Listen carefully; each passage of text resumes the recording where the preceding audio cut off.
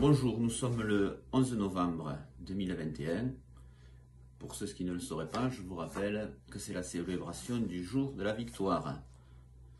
Comme l'administration nous annonce les mauvaises nouvelles à des jours symboliques, la célébration des morts, moi je fais des vidéos le jour de la victoire. Bon, dans cette vidéo, je vais m'adresser directement, mais publiquement, à Monsieur Terrainoves, qui est l'élu par le maire de Balma. Il est aussi élu en charge de la propreté. Voilà. Parce que ce dernier se répand dans la presse. Et donc dernièrement, il y a eu cet article. Voilà. Je ne vais pas vous lire tout l'article, hein, mais je vais vous en extraire ce qui nous intéresse. Donc cet article, bien sûr, c'est concernant le fini parti et les 1607 heures.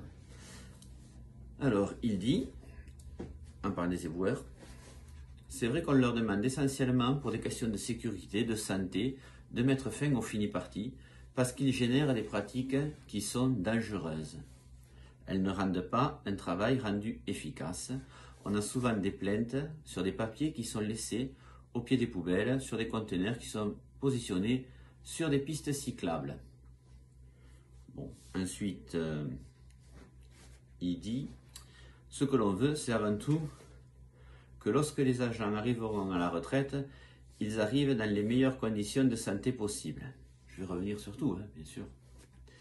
Et ensuite, combien d'habitants de la métropole nous écrivent pour nous dire le camion a grillé le feu, il est passé au sens interdit, il y a une marche arrière, ce qui est totalement proscrit. Et il y a la collecte en bilatéral. Voilà. Et ensuite, je vais revenir sur la dernière partie parce qu'elle mérite un chapitre elle toute seule. Alors, je repars depuis le début. C'est vrai que, alors ils veulent supprimer le fini parti donc parce qu'il génère des pratiques qui sont dangereuses. Dans une vidéo aussi, il dit que il y a beaucoup plus d'accidents et d'arrêts de travail dans le service des OM, donc des éboueurs, que dans d'autres services à la mairie.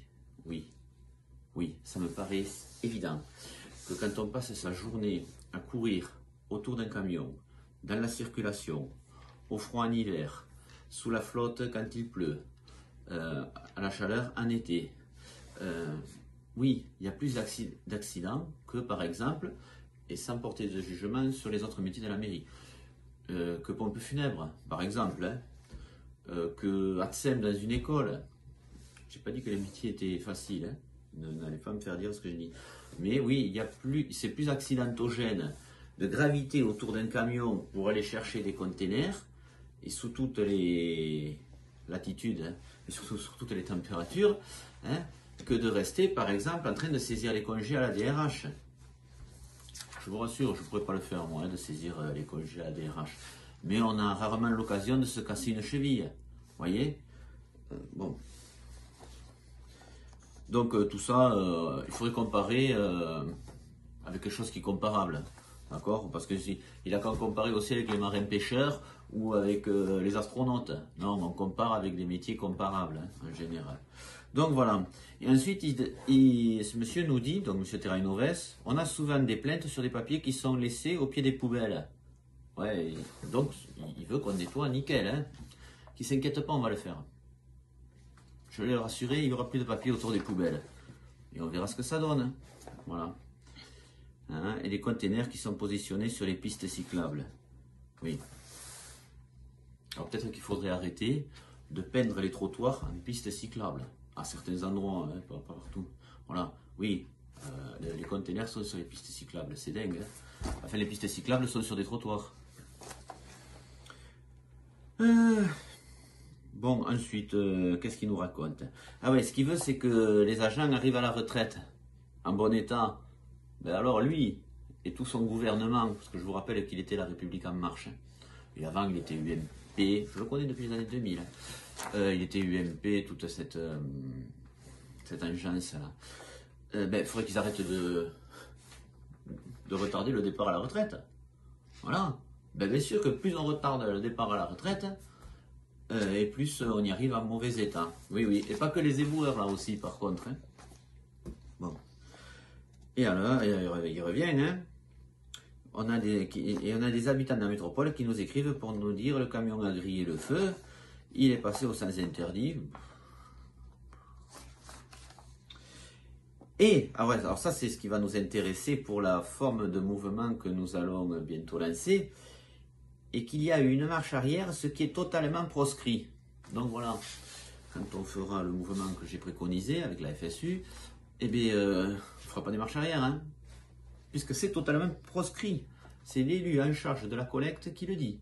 C'est proscrit. Voilà, c'est proscrit. Voilà. Et la collecte en bilatéral, qui ne s'inquiète pas, on n'en fera pas non plus. Je vais expliquer tout ça dans une seconde vidéo.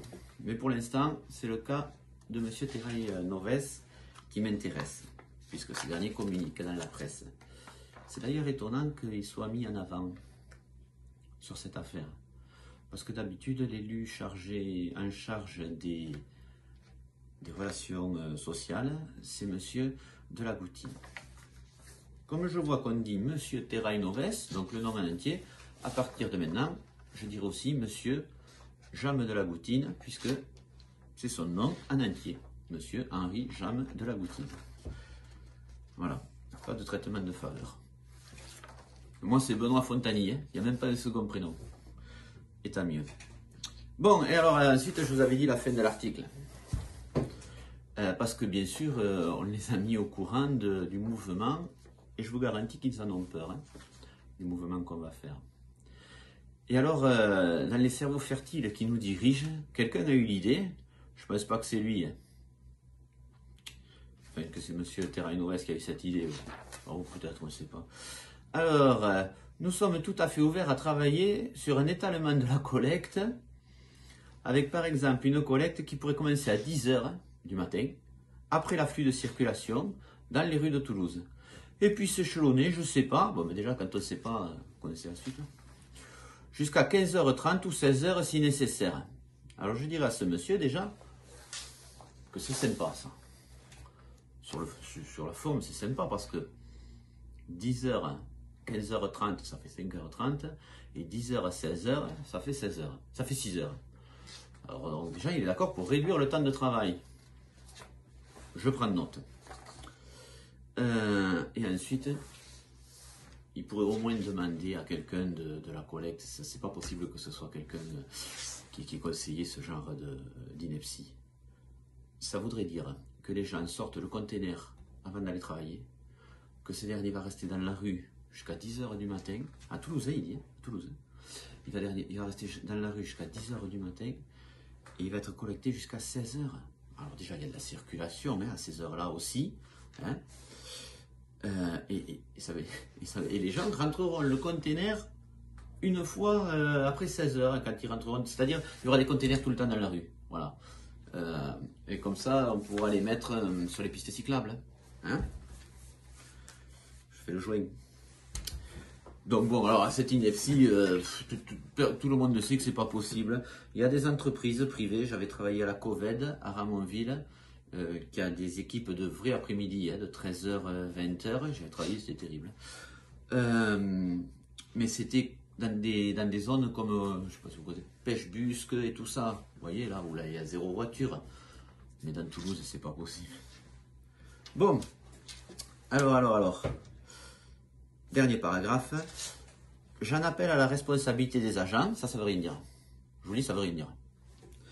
J'en appelle à la responsabilité des agents. C'est un travail qui est pénible, merci de le reconnaître, mais il y a des compensations financières. Par exemple, un jour récupéré que d'autres agents de la métropole n'ont pas. C'est une reconnaissance du travail et de la pénibilité. Simplement, il faut maintenant se mettre dans le cadre de la loi. Je vois pas pourquoi il dit ça. Alors, c'est un travail pénible, mais il y a des compensations financières, ouais. Les seules compensations financières que je vois à ce travail pénible, hein, peut-être je me trompe, mais je pense pas, c'est cette histoire de jours fériés, vous savez, payés. Je savais que c'était une entubade. Avant, les éboueurs de Toulouse ne travaillaient pas les jours fériés. Bon, ben, c'est les jours fériés. Voilà, c'était les acquis sociaux, hein, ça s'appelle les acquis sociaux, les jours fériés. Mais il a été négocié que finalement, dans le cas de la réduction des tournées, il travaillerait les jours fériés Alors, c'est pas des compensations financières. Bien sûr qu'il y a une compensation financière quand on travaille un jour férié. C'est pas une nouveauté, ça n'a aucun rapport avec la pénibilité. Bon, voilà. Alors, en conclusion de cette vidéo, qui dure déjà depuis 10 minutes, je vois. Eh bien, puisque cette réforme, d'après M. Terrainoves, est super pour les éboueurs, présenté comme ça, on ne peut que signer. Hein, eh bien, je lui propose de venir l'expliquer aux éboueurs en direct. Il n'y a rien à craindre. Alors, je ne dis pas qu'il va être accueilli avec des rameaux d'olivier, hein, mais je pense qu'il va être applaudi une fois qu'il a, puisque c'est super pour nous. Voilà. Hein, je lui propose d'aller au Raisin, à Montlong, à Colomiers. Peut-être pas à Colomiers, parce qu'avec l'histoire du service de nuit, là, quand même, il n'y a pas des questions de sécurité ni rien, ça risque de ne pas passer. Mais à Montlong ou au Raisin, voilà. On peut aller à Bruguière, par contre. Là, il y a 2 ou 3 camions. Alors, d'ailleurs, j'attends que les éboueurs de Bruguière m'appellent et je passerai les voir. S'ils ne m'appellent pas, je ne passe pas les voir. Voilà. Donc, Monsieur Terrainoves, Monsieur Henri Jamme de la Goutine et Monsieur Jean-Luc Moudenc. Je vais donc vous adresser une invitation par mail et par vidéo, hein, à aller expliquer votre réforme devant les éboueurs. Un peu de démocratie directe ne fera pas de mal. Voilà, cette vidéo est terminée. Je vous remercie de l'avoir suivie et d'autres vont suivre.